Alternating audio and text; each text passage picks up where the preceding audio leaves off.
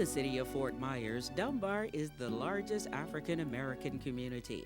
It comprises approximately 14,500 residents and is more than 100 years old. Located east of downtown Fort Myers, Dunbar continues to progress in spite of its shortcomings and its negative perception.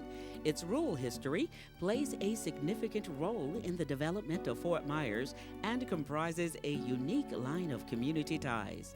After the Civil War was over, of course, slavery had been abolished, and the free slaves that moved to the area, many of them came down primarily as farmers and fishermen, because that's mainly what they were used to. They knew how to do it. They could come down and start out that way.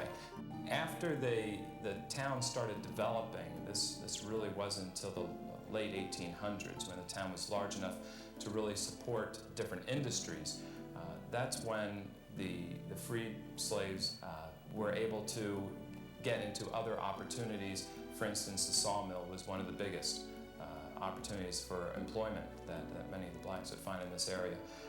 Slater Sawmill was one of the largest operating out of North Fort Myers, but there were other sawmills in the area as well. But then, of course, agriculture was always big. Whenever you have a lot of agriculture, and this really didn't start until the 1880s and 1890s. There was a lot of use of black labor to lay the railroads, and there was a lot of, by both the Atlantic Coastline and the Seaboard Airline, both those railroads came down here in the early 1900s. So most of those tracks were laid by black workers. But that was what brought them down here, the job opportunities, primarily in agriculture, including lumbering, but also with the railroads. In an effort to reside closer to their places of employment, blacks began developing two separate communities. The first was known as Pine-Tucket. This included the north side of US 41 between Victoria and Edison Avenues. For those settlers who worked farther east, their settlement was called Safety Hill, which is now Dunbar.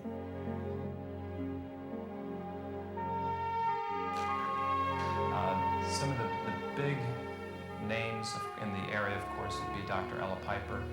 She had two businesses. She covered you from head to toe. She was a hairdresser and a podiatrist. And because of her mother starting an annual Christmas party for some of the children in the area who might not have had any means, the parents might not have had any means to really give them a good Christmas, they started a Christmas party that Dr. Ella Piper continued, and because of her position in the community as a physician and as a business person in the community, she was able to get people to give contributions to the annual Christmas party. Mrs. Edison was an annual contributor. Though segregation was the law of the land, it did not hinder the community's development. The Jones Walker Hospital was a source of pride for blacks within the community. Today, its remodeled structure is located on the corner of High Street. On this lot where the city fish market resided, the community's first school was built in 1887. The Fort Myers Colored School remained in this vicinity until 1911. Shortly after, it was moved to the corner of Cranford Avenue and Orange Street, where it burned down the following year. Thereafter, school was conducted in churches, private homes, and rental quarters. In 1922, Williams Academy, later known as Williams Primary, accommodated grades 1 through 8. As classrooms expanded, they were moved to the Dunbar School in 1927. Later, housing both elementary and high school students, this school, named after the famous Negro poet Paul Laurence Dunbar, provided the name for the community. We knew that we were segregated. We knew that. That was understood. And believe it or not, when we would even get the hand-me-down things like books and whatever else, there was a feeling of joy.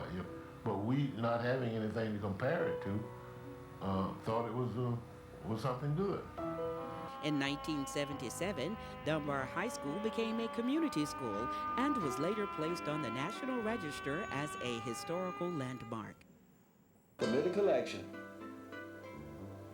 to make things begin to shake and move in the Dunbar area. This is the only way that it could be done. First year I ran, I lost. not only that year in the beginning, I lost every year. Every year, everywhere I ran, 16 years I was losing. I lost 16. I ran 16 times and lost 16 years. That determination led to Mrs. Shoemaker becoming Fort Myers' first elected black official in 1982. But Dunbar was self-contained, and it had to be in order to survive, because early on, we lived in a segregated society. And so being in a segregated society, the services had to be provided within the segregated society. Dunbar had a flourishing, self-contained, and well-developed business community that existed largely around Cranford Avenue between Edison and Palm Avenues. One of those flourishing establishments was McCullum Hall, built in 1933 as a USO for Black World War II soldiers. Its upstairs dance hall attracted legendary performers from across the country.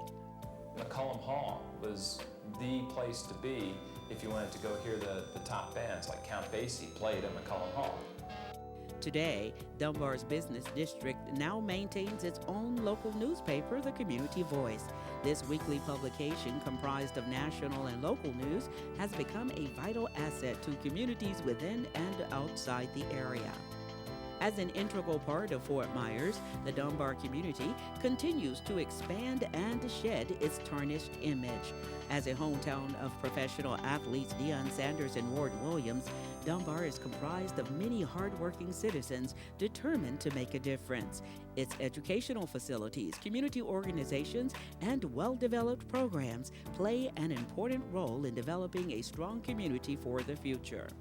Residents say to just ride through Martin Luther King, you get a false perception of what the Dunbar community is because you've only seen one street.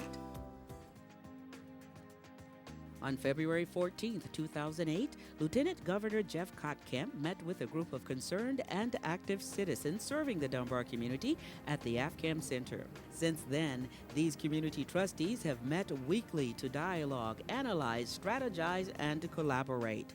The focus of their encounters has been on how to better meet the pressing needs of the residents of the Dunbar community in a spirit of collaboration and friendship.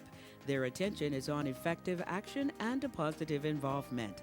As a group, they're very interested in the well-being of families and children. A key result of their conversation has been their commitment to jointly develop networks of collaboration centered on serving those in need with dignity and compassion. Fundamental to their vision is the recognition of the importance of the vision implied by the statement, a community taking responsibility for itself. This group believes progress and positive changes will be achieved only if community stakeholders are proactive participants in the process of problem diagnosis, development of strategies, formulating of plans, and effective implementation of programs. The mission of the Dunbar 21st Century Collaboration is to promote educational, cultural, and spiritual renewal. They embrace a paradigm of personal responsibility. Their work highlights the limited but important role of government in facilitating action and the importance of basic or authoritative communities, such as the family and the church, in the work of redeeming the culture. Love of neighbor, concern for the poor, and a desire to build a society that respects human dignity outline the elements of a truly humane society and are all important elements of their work. The group emphasizes in helping the poor, our good intentions are not enough. Collaboration and dedication are essential, and they are ready for the task. Maybe I can sum it up like this. He who does not understand the past cannot appreciate the present and booby trap the future.